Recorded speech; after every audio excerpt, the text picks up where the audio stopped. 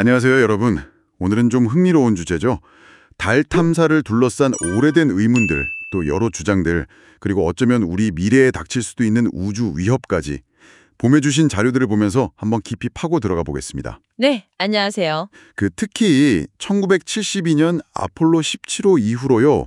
왜 인류는 다시 달에 사람을 안 보냈을까요? 이게 가장 큰 궁금증 중 하나잖아요. 그리고 사라졌다는 나사 기록 테이프 얘기도 있고요. 네, 맞아요. 반세기가 넘었죠. 유인 달 탐사가 중단된 지. 자료에서도 여러 이유를 설명하는데요. 가장 큰 건 역시 돈 문제였던 것 같아요. 아, 예산이요? 네, 아폴로 계획이 끝나고 나서 예산이 대폭 삭감됐거든요.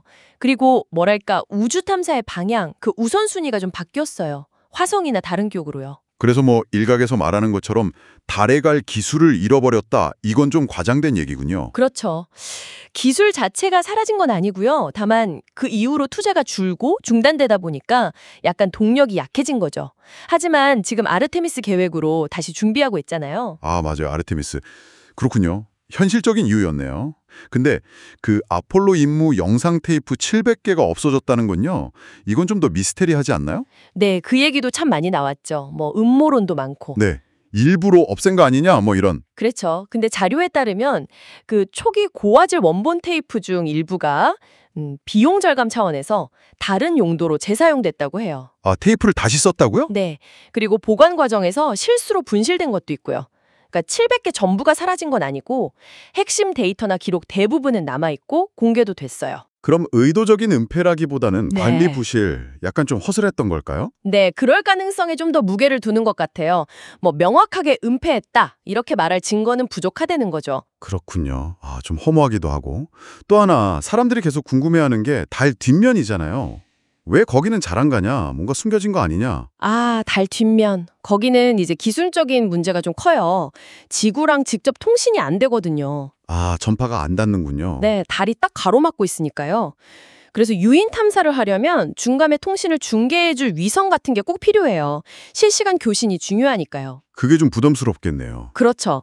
하지만 무인 탐사는 계속 해왔어요. 옛날에 소련 루나 3호가 처음 사진 찍어 보냈고 기억나실지 모르겠지만 2019년에는 중국 창어 4호가 인류 최초로 달 뒷면에 착륙했잖아요. 아, 맞다. 창호서. 네, 거기서 탐사도 하고 그랬죠. 근데 아직까지 외계인 기지라던가 그런 인공 구조물은 발견된 게 없습니다. 없는데 나는 봤다고 주장한 사람이 있었잖아요. 그 자료에 나오는 칼 울프라는 분. 아, 네, 칼 울프 씨. 1960년대에 공군에서 일할 때 NSA 시설에서 달 뒷면 사진을 봤는데 거기에 인공 구조물이 있었다. 탑이나 돔 같은 게 보였다고 2001년에 공개적으로 증언했죠. 네, 그 디스클로저 프로젝트에서 증언해서 파장이 꽤 컸죠. 근데 이분 주장을 좀 자세히 보면요. 당시 공군 기술병이었을 가능성은 있는데 증언하는 시기의 나이랑 실제 군 복무 가능 연령이 좀 안 맞는다는 지적도 있어요. 계산해보면 너무 어리다는 거죠. 아, 나이가 안 맞는다. 네. 그리고 무엇보다 결정적인 증거가 없어요. 본인이 봤다는 그 사진도 없고 같이 봤다는 동료 증언도 부족하고요. 그 이후에 진행된 여러 과학 탐사 결과하고도 내용이 좀 다르고요. 그런데 이분이 2018년에 교통사고로 돌아가셨잖아요. 그래서 또 음모론이 의회 증언 앞두고 암살당한 거 아니냐 이런 얘기까지 나왔죠. 맞아요. 그런 소문이 돌았죠. 하지만 실제로 의회 증언이 예정되어 있었다는 건 확인된 바가 없어요. 사고 자체는 좀 안타까운 트랙터 트레일러 관련 교통사고였고요. 음모론을 뒷받침할 만한 구체적인 증거는 나오지 않았습니다. 그래서 이분 증언은 글쎄요, 흥미롭긴 하지만 검증되지 않은 개인 경험담으로 보는 게 좀 더 합리적이지 않나 그렇게 분석되더라고요. 그렇군요. 개인적인 경험일 수 있다. 또 다른 흥미로운 주장은 초능력으로 달 뒷면을 봤다는 건데요. 인고수환 그리고 스타게이트 프로젝트.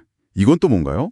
CIA 같은 정보기관에서 진짜 초능력을 연구했다고요? 아, 네. 그건 사실이에요. 스타게이트 프로젝트. 진짜요? 네, 1970년대부터 95년까지 CIA랑 DIA, 그러니까 국방정보국에서 실제로 위모트 뷰잉, 우리말로 하면 원격 투시 능력을 연구했어요. 이걸 군사정보 활동에 쓸 수 있을까 하고요. 와, 뭐 일부 흥미로운 결과도 있었다고는 하는데 결국 안정적으로 정보를 얻기에는 좀 부족하다. 실효성이 낮다고 판단해서 1995년에 프로젝트가 종료됐어요. 관련 문서 일부는 공개되기도 했고요. 그런데 그 프로젝트 핵심 인물이었던 인고수환이라는 사람이 자기 책에서 내가 달 뒷면을 원격 투시해봤는데 외계인 기지도 보고 노르딕 외계인도 봤다. 이렇게 주장했다고요. 와, 이건 진짜 네, 그렇죠. 그 페네트레이션이라는 책에서요. 정부 요원 요청으로 달 뒷면을 봤는데 뭐 거대한 구조물에 일하는 존재들, 심지어 텔레파시로 경고 같은 걸 보냈다. 뭐 이런 묘사를 했어요. 정말 영화 같은데요. 그렇죠. 근데 이것도 역시 수환 씨 개인 주장일 뿐이고요. 객관적으로 이걸 증명할 방법이 없어요.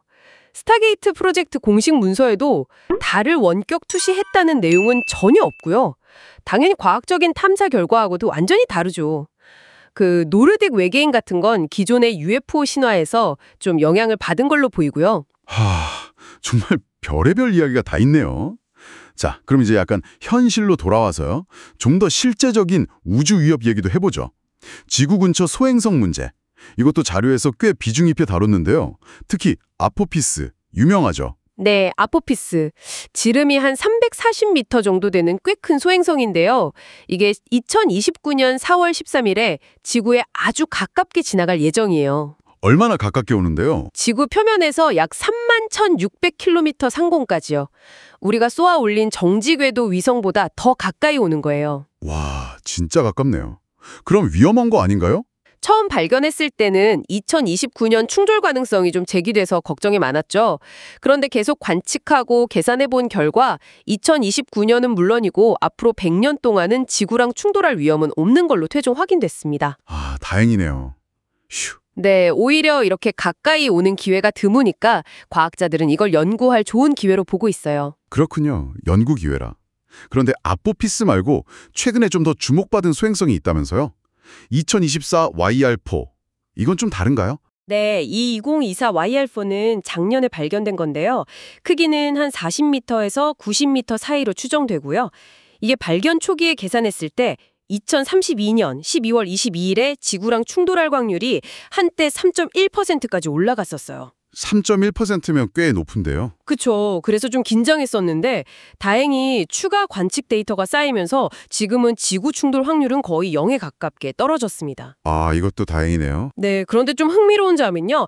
달하고 충돌할 확률은 아직 약 3.8% 정도로 남아있다는 분석이 있어요. 지구는 괜찮은데 달에는 부딪힐 수도 있다. 네, 그럴 가능성이 있다는 거죠. 그래서 계속 주시하고 있는 대상입니다. 이런 잠재적인 위협들 때문에 각국에서 대비하려는 움직임도 빨라지고 있군요. 특히 중국이 적극적이라면서요. 자료 보니까 아예 행성 방어팀을 만들었다고. 맞습니다. 중국 국가항천국 산하기관이죠. 국가방위과기공업국 ASSTIND에서 2025년부터 행성 방어 임무를 위한 전문가 팀을 꾸리기 시작했어요. 목표는 소행성 감시하고 조기경보 시스템 만드는 거고요. 아무래도 2024 YR4 같은 위협이 나오니까 더 속도를 내는 것 같아요. 계획도 구체적이던데요. 네, 2027년에는 소행성에 직접 충돌체를 보내는 실험도 계획 중이에요. 예전에 나사가 했던 다트 임무랑 비슷한 거죠. 그리고 2030년대에는 본격적인 행성 방어 임무를 추진할 거라고 하고요. 이게 단순히 소행성 막는 것 이상의 의미가 있어 보이는데요. 미국 다트 임무 성공 이후에 약간 경쟁적으로 나서는 것 같기도 하고요. 국가의 위상 같은 것도 걸려 있고. 정확히 보셨어요. 자료에서도 중국의 이런 움직임을 여러 각도에서 분석하는데요.